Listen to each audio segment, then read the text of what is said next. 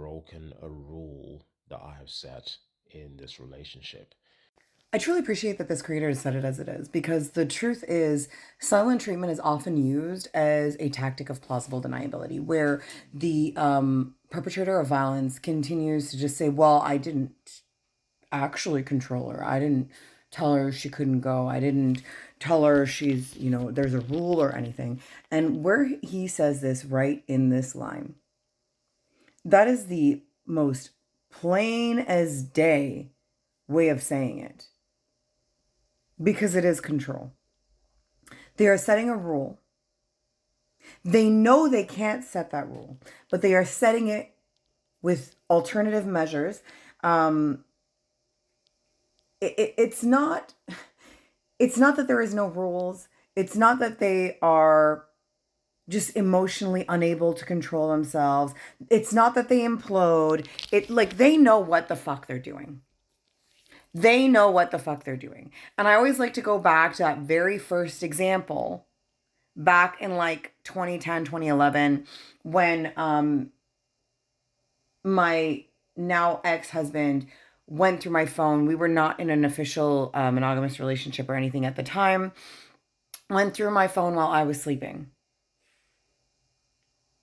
Came, got my phone, opened my phone, went through it while I was sleeping. And then proceeded to give me the silent treatment for I don't know how long. And then proceeded to go into extreme cruel measures, the retaliation phase, where he felt he could do whatever he wanted to me. And I basically let him because he gaslit me out of realizing the criminal offense of going through my phone. Because it is a criminal offense to go through someone's phone without their consent. And if the consent is acquired through coercion, domination, or control, it is not real consent, and therefore it is a crime to go through someone's phone without their consent. And so he gaslit me so much that his little fragile feelings were so much more significant than the fact that he broke a crime. He committed a crime.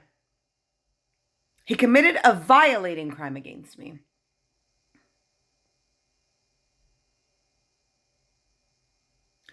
Learn from those before you about the weaponization of men's fragile emotions. And I'm not saying that men have fragile emotions, but those who weaponize it will do so that way. It is a form of control because they create a rule that they're not allowed to create.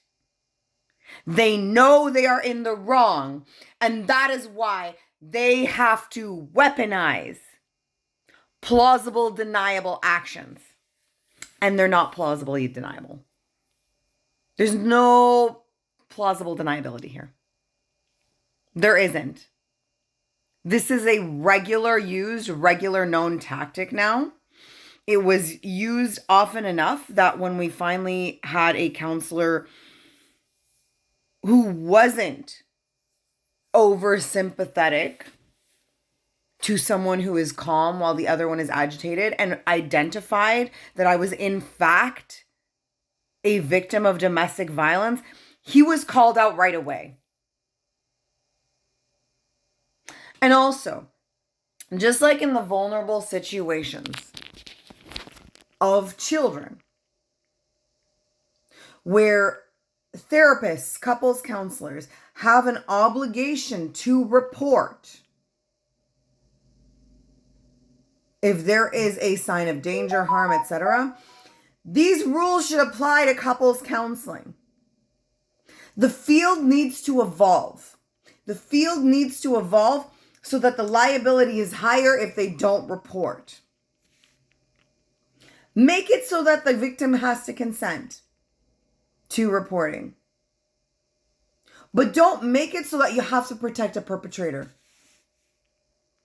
Because if this person was in a therapy session on their own, saying that they intend to cause bodily harm to their partner or their spouse or their girlfriend or whatever the fuck, they're not partners, but whatever the fuck they want to call them, or their husband, that clinician is obligated to report it to the police or to authorities or to something.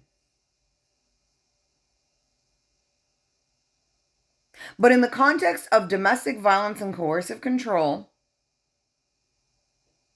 which is the 100% common denominator that is linked to physical escalation and femicide, actually any gender-based or domestic violence-based homicide,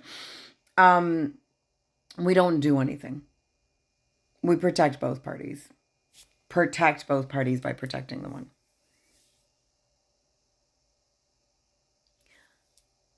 We need to reevaluate these systems. We need to reevaluate the guidelines, the regulations. We need to reevaluate all these things. Because us allowing them to play this stupid game, this ignorant game, makes us look willfully ignorant. It's that simple.